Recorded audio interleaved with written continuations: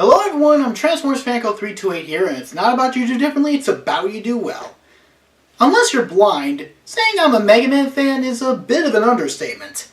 It's right behind Kirby as my favorite gaming franchise, with so many quality games, even if most of them are very similar to each other. I admit that I've yet to play the Legends, Battle Network, or Star Force games, but the classic X, Zero, and ZX games are, for the most part, great titles that I wholeheartedly recommend.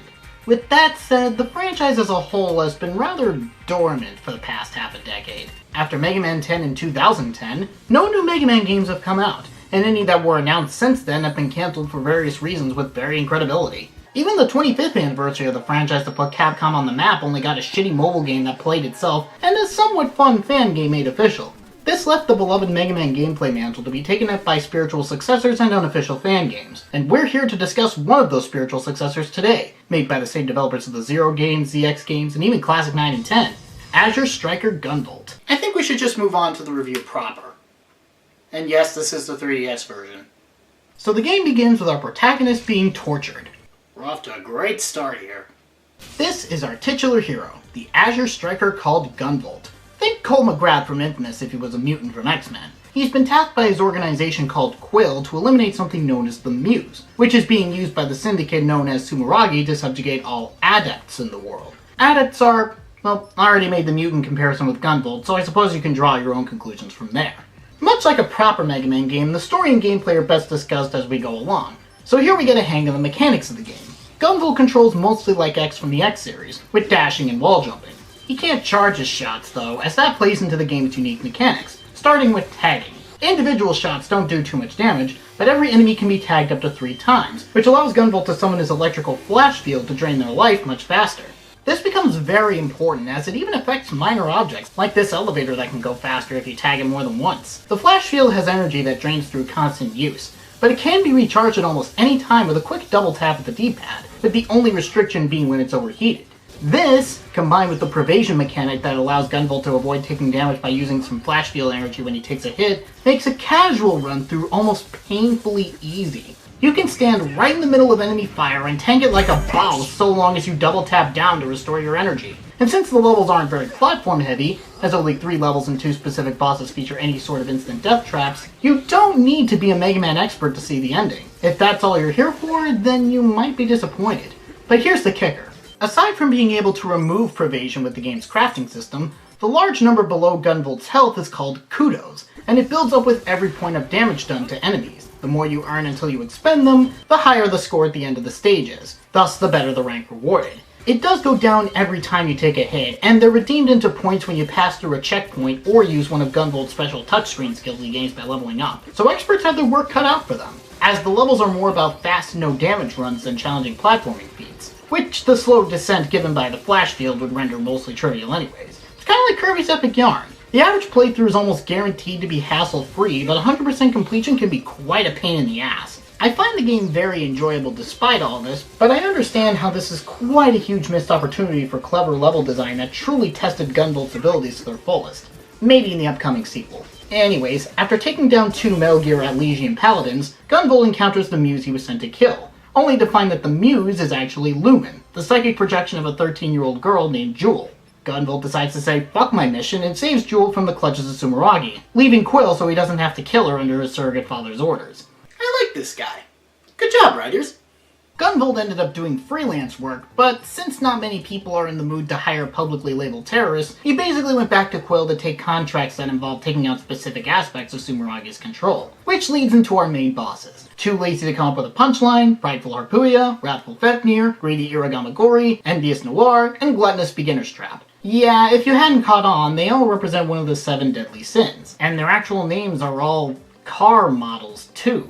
Strange theming. Also, the game lets you know that it doesn't auto-save and you have to save your progress manually. Now for the first level, the subaquatic base. Here, there's portals that take you to isolated areas in the level, but they can actually be avoided if you know where to go and have the right abilities from the items that you can craft with the money and materials you earn through each stage. The second half is all about ascending to avoid a constantly flooding room. I've heard that this is where most people end up dying for the first time, resulting in a notable gameplay feature where, because of the bond Gunvolt shares with Jewel, which you can slightly increase by talking with her before a mission, Lumen will show up and play her anthem, which grants Gunvolt infinite energy, instant overheat recharge, and abilities you'd normally need specific items to have. This did happen to me, but since I went to the next level first, it happened during that level's boss, so I'm convinced that it definitely happens upon the player's first death, to let you know that it can happen. But while it can happen again, the chances are rather low, even if you speak with Jewel like 10 times before the mission. At least the music, called Reincarnation, is quite the confidence booster. Getting past the water, whether with Lumen's help or not,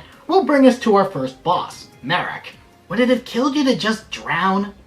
Yeah, it would have. That's why you tried to drown me before, was it not? He's so lazy that he has his fancy chair and portals do the fighting for him. When he gets desperate, he launches the Lazy Laser, which fires a giant laser in sporadic directions until it leaves little room for Gunvolt to breathe. He's a rather simple boss, and he leaves behind Naga, which is an alteration to Gunvolt's Cerberus gun. So that's why he's called Gunvolt. Which leads into a strange discovery for a Mega Man fan. The boss weapons aren't really new weapons. What I mean by that is, they don't really make Gunvolt any stronger. They just alter his rate of fire and how many tags he can have at a time. This does mean that whatever order you choose to go in doesn't really matter, since no weapon is really a weakness, especially since these weapons are rewarded after every 2 stages until the endgame levels instead of after beating certain bosses, so not every boss drops a weapon. This does invite variety to every playthrough, but it also removes a major element of the Mega Man experience. Then again, this isn't 100% Mega Man, so it doesn't have to conform to every single convention of that franchise. Now to the next level, the Media Tower. This level's all about boosters, used as a means to progress and as an obstacle that'll throw you into spikes, though they are, for once, not of the instant death variety. The second half is just a vertical ascension using said boosters, and then we meet our next boss, Joda. He mainly teleports around and lays his spikes around. He'll also dash towards you or fire lasers, but then he gets desperate and unleashes Phosphoratorium, which rips open a giant beam that literally covers half the screen. The game gives no hints as to how to avoid the attack, which can be done by either firing at him fast with Cerberus or abusing his blind spot. We don't get a new weapon for beating Joda though, but we do move on to the next stage, the Biochem plant. The first half of this stage is a train chase? Why do I get the feeling that every single Mega Man type game I review is going to have one of these? Following a mini-boss fight against a spider mechanoid, we enter the actual plant, which is filled with destructible storage crates, mines that attract to your flash field, and non-lethal lava. Then the next boss, Viper, is raging for a fight against Gunvolt for taking Jewel, who he seemed to be in love with. Viper is a nightmare for Kudos hunters and general no-damage players, since his attacks are fast, have little startup time to take advantage of, and as the fight goes on, he starts pulling more and more awkward to evade moves until he gets desperate and unleashes Refulgence, which is basically Toho in a side-scroller. Casual players should be thankful for Pervasion. Once he goes down, he drops the Mizuchi. The game then shows a cutscene where a mysterious figure observes Gunvolt's departure and monologues about how he longs to purge the world of vice and sin. Adepts. Like select Mega Man games, there is a mid-stage that must be played once you've cleared half of the bosses, Sinner's Row. And after some rooftop jumping, and yes, the pits are instant death here we have our 7th deadly sin, the love... Who let that get past censorship? Yes, I know that the game was rated T, but for whatever reason it went down to E10+, and Zonda here is basically a transvestite. I'm just a sweet transvestite. They do manipulate the stage by flipping it upside down and transport you to isolated areas in the stage. Now this looks like a great concept for an excuse to introduce the mysterious figure from the previous cutscene. Ah well, the fight is very pattern-based. Shoot 6 times, dash at you or backflip, then use one of the boss attacks he got from whatever bosses you defeated at the time. He doesn't evolve much further than that, as he lacks a desperation attack. So far, all we get out of this encounter is the name he chooses to go by, Koben. Your name. I deserve that. No, you don't. That's a human privilege. Great, he's a social justice warrior. We get a brief establishing moment for our main antagonist named Nova, and the game can then resume as normal, starting with a trek through the data store. This level focuses on magnetism, with the first half being all about manipulating these giant things through your flash field's magnetism, and the second half features magnetic ceilings. There are also platforms that must be pulled out with a flash field in order to progress, and at the end of the stage, we meet Carrera. Seriously, how has no one picked up on this? He supposedly represents greed, but I don't get what's so especially greedy about him. He just rams into walls to make rocks fall on you, uses shoulder armor to try and grab you, absorbs your flash field power to charge a powerful attack, and his desperation move, Quasar Collapse, tries to pull you in with a black hole that'll take your energy away for longer than usual in what is referred to as a chaff. Oh, I get it now. He drops the Technos, now for a level that really stood out to me on my first playthrough, the Stratacombs. This level really captures the abandoned laboratory feel they're clearly going for really well, with plenty of darkness-related puzzles and creepy undead enemies, creating an uneasy atmosphere that's sure to unnerve at least a few players. It is strange that the second half uses the colored lights as a laser gate switch, but I suppose it works. Near the end of the stage, we encounter an innocent girl named Elise that simply wanted out, only to start having a mental breakdown as she and Gunvolt start to leave. It turns out that she's a literal case of multiple personality disorder, and the target Gunvolt was tasked with killing. This is actually quite an effective way to establish the dual boss of the game, as you do care for the shy Elise in the brief time you get to know her, so you end up aiming for the dominant point, only to find that destroying one prompts the other to pull their desperation move, Resurrection, which revives the other with a third of their health intact. So it's like the Crimson Pranksters for Kingdom Hearts 358 over 2 days, where you must destroy both as quickly and simultaneously as possible, or the fight can last quite a long time. There are 2 other tricks to this fight. The kunai that they throw are dispelled by the flash field, and the Gorgon stare they try to pull about halfway through the fight can be avoided by simply looking in the opposite direction. This leads us to the final of the 6 main stages, the Pharma Lab. It's kind of like a combination of the Happening and After Earth, as every plant here has evolved to kill adepts. Specifically these plants that are really attracted to Gunvolt's flash field. After using said flash field to outrun a few black swarms, we meet the last of the 6 main bosses, Stratos. He's the weakest of the primary bosses in the game, as every attack he has is very easy to read, and his health is the lowest out of all of them. The reason he's a beginner's trap is his desperation move, Nemesis Fang, which is an unavoidable instant kill if fully charged. The charge can be stopped, however, by simply tagging the mouths, gathering the black swarms, and loading some electricity into them. I cannot tell you how many times I lost because of that. He drops the Orochi. Once that's done, Sumeragi finds where Jewel is hiding and sends... Merrick? How? They better explain this, beyond the usual Mega Man boss rush rule. This kicks off the Fortress stages, and the first one is simply a retread of the intro stage boss, except it's slightly tougher and red. The second one is the hardest stage in the game, mostly because they actually throw some platforming your way. What a concept, I know! You fight a few more of those red mecha tanks, use your flash field to pass some large gaps, and refight Merrick, except there's a couple of gaps, leaving much less breathing room. Beating him again results in the next stage, which is more of a typical boss rush, where you fight Stratos, Joda, and Viper all in that order without a break. Then they give you a checkpoint for the fight against Elise, except it turns out that she was hiding a third personality, one that's batshit insane and is essentially the reason why these bosses are back. This version of the fight is actually a bit tougher, since the insane one is not only untouchable, but is also actively trying to hurt you with indestructible kunai. The fight also goes on for longer regardless, since the insane one restores both of them to about half health when you think the fight is over. How the hell am I going to get out of this one? Tune in next time! Thankfully, Copen shows up and uses his chaffing gun to eradicate the insane one before she can keep us in an infinite loop. Oh, thank God!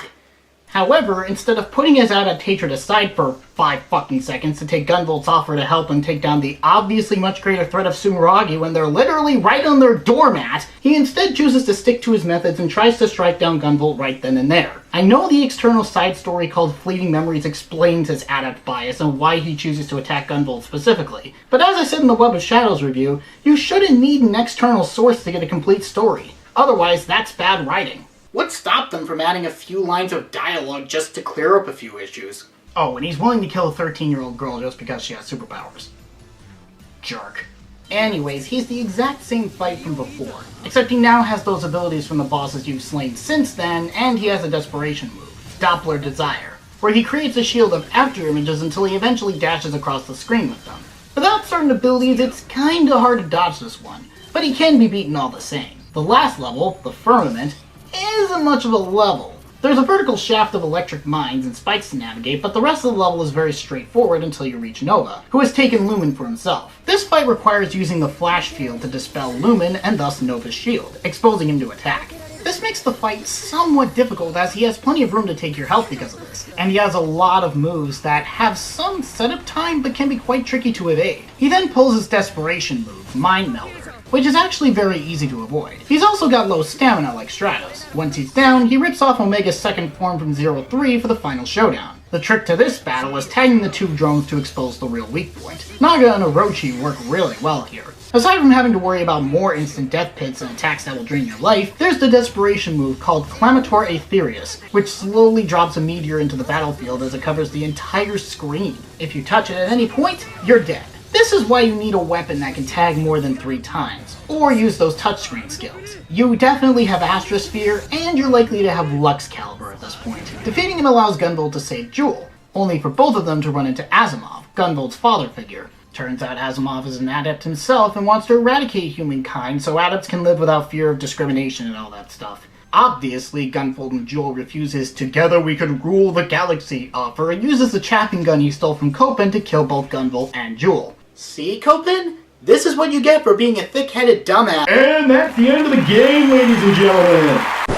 Wait, what? Yeah, this is really where the game ends. If you save and return to your cleared file, Gunvolt will react to the entire thing as if it were all just a dream. Turns out the game takes a page from handheld Sonic games and locks the real final boss fight behind otherwise optional trinkets. You see, there are 7 jewels located through each of the 6 main stages as well as Zondas. The only one that should give you any trouble is Viper's, as his requires that you break a particular stack of blocks in a particular order, or an unbreakable block covers it up and you can't get to it. The rest are simply hidden away in some corner of the level and are ultimately easy to reach by comparison. Then you give the jewels to Jewel, Get it? and if you talk with her again, she'll have made a necklace out of them, creating an item that you can equip as a sentimental ornament. But you can't talk to Jewel to get this necklace before the fortress stages begin. You need to equip this before entering the firmament, as those jewels absorb a portion of the chaffing gun's power, allowing Gunvolt to survive Asimov's attempt to kill him. However, this does mean that you must defeat both of Nova's forms without Pervasion. This isn't that big of a deal, since not only do you have Naga and Orochi by then, but you spend most of both battles using your flash field anyways, so you're open to real damage no matter which way you approach this fight. Anyways, as I said, Gunvolt barely survives this time, but Jewel survived by becoming one with Lumen. But being raw energy without a body, she saves herself and Gunvolt by becoming one with him. Gunvolt mourns Jewel's sacrifice, but after a bit of pep talk, they resolve to stop Asimov from pulling off his Age of Extinction. The remainder of the game plays with Gunvolt as he would be with Lumen's Anthem. Oh wow, this really is a handheld Sonic game. They even saved Gamagori's rematch just to show this off, but it was also to display that Gunvolt is not immune to chaffing.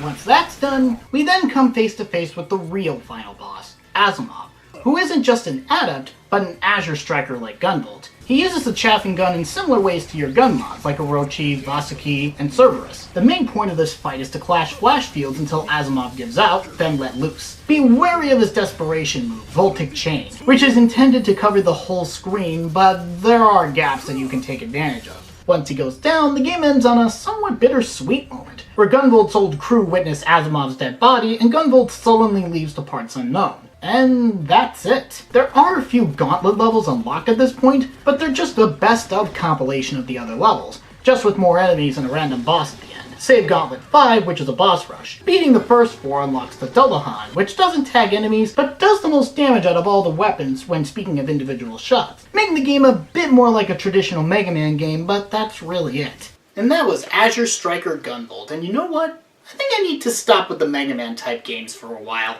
The world this game creates is very interesting with a good, if admittedly generic, main protagonist. The graphics are some of the best sprite work on the market, the music's pretty solid all around, and the gameplay does take a bit of getting used to. But it's very fun to play and strikes a rare middle ground between casual players and hardcore challenge seekers. With that said, some of the aspects of the story should have been fleshed out a bit more, some aspects about progression are not made very clear, and I can see how the lack of initially present challenge can be a turnoff to many players. For me, this game was worth it, and I do still play it from time to time, but if you want to give it a try, it's on the 3DS as well as Steam, the latter of which adds in some cut content that does somewhat address the issue I had with world building.